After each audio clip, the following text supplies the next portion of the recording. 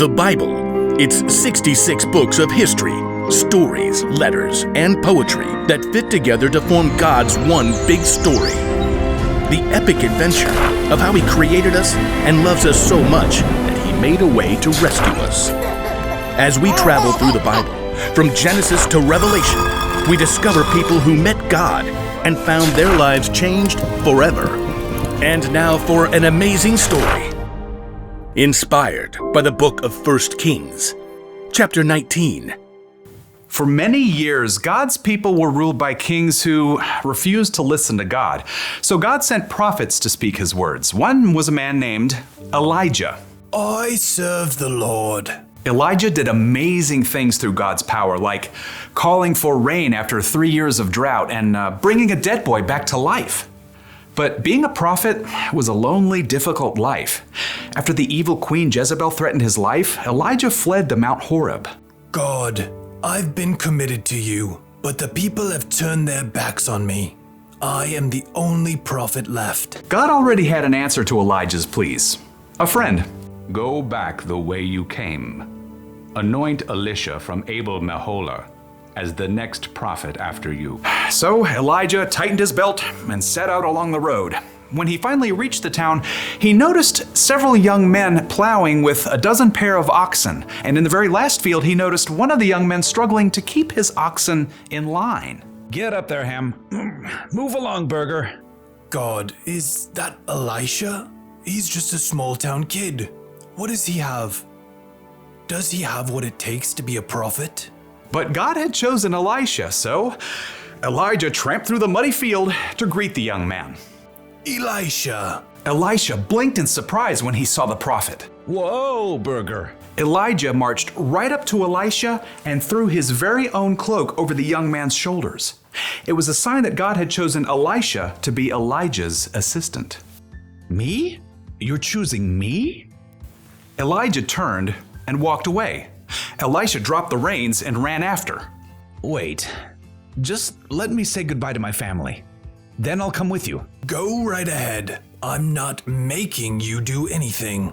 Yes, sir. Right then and there, Elisha broke apart his plow and used the wooden pieces to start a fire. He cooked a meal and called all his family and friends over to share it with him. I'm leaving to travel with Elijah. Goodbye, everyone. Then Elisha set out on the road beside Elijah. I don't really know how to be a prophet, or even a prophet's assistant. That's okay. You'll learn. So over the years, Elisha followed Elijah everywhere as a close companion and good friend, and he watched and listened intently as Elijah spoke God's words to powerful kings and did incredible things. One day, Elisha and Elijah left the town of Gilgal on the way to Bethel, and they both knew that God was about to do something very breathtaking. God was going to take Elijah up to heaven. Stay here, Elisha. The Lord has sent me to Bethel. Elisha wasn't about to leave his friend to go it alone. As sure as the Lord and you are alive, I won't leave you. At Bethel, the same thing happened. Stay here, Elisha. The Lord has sent me to Jericho. As sure as the Lord and you are alive, I won't leave you. It happened once again in Jericho. Stay here, Elisha. The Lord has sent me to the Jordan River. As sure as the Lord and you are alive, I won't leave you. You do realize you're repeating yourself. Together, Elisha and Elijah reached the banks of the Jordan River. The waters flowed dark and deep. Elijah removed his coat and rolled it up. And then he struck the river. Immediately, the waters parted to the right and left. Elisha and Elijah walked across the river on dry ground. They reached the opposite bank. Tell me, what can I do for you before I'm taken away? Elisha didn't want to lose his friend and mentor, Elijah, but he'd learned many things in the last few years. Please, give me a double share of the Spirit God has given you. Only the Lord can do that. But if you see me when I'm taken away, that means you will receive what you've asked for. Elisha nodded, and the two men walked on in silence.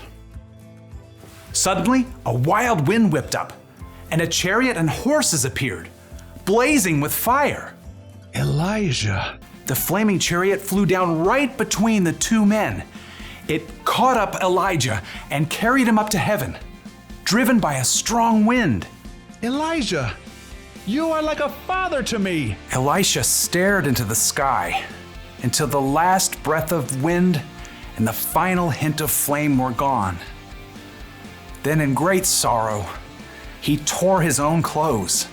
My best friend is gone. Glancing down at the ground, he saw Elijah's coat.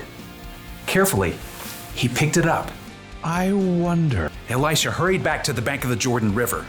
Again, the water flowed hard and fast. On the opposite bank, a group of prophets from Jericho watched. Look, there's Elisha. But where's Elijah? Across the river, Elisha twisted up Elijah's coat. He called out in a loud voice, Where is the power of the Lord? Where is the power of the God of Elijah? Then Elisha struck the water just as Elijah had done. And just like what happened before, the waters parted to the right and left. The prophets from Jericho stared in amazement as Elisha crossed the river on dry land. The spirit God gave to Elijah has been given to Elisha. It was true. Elisha had been faithful to follow and learn from Elijah for many years, and now God's spirit was with Elisha just as it had been with his friend.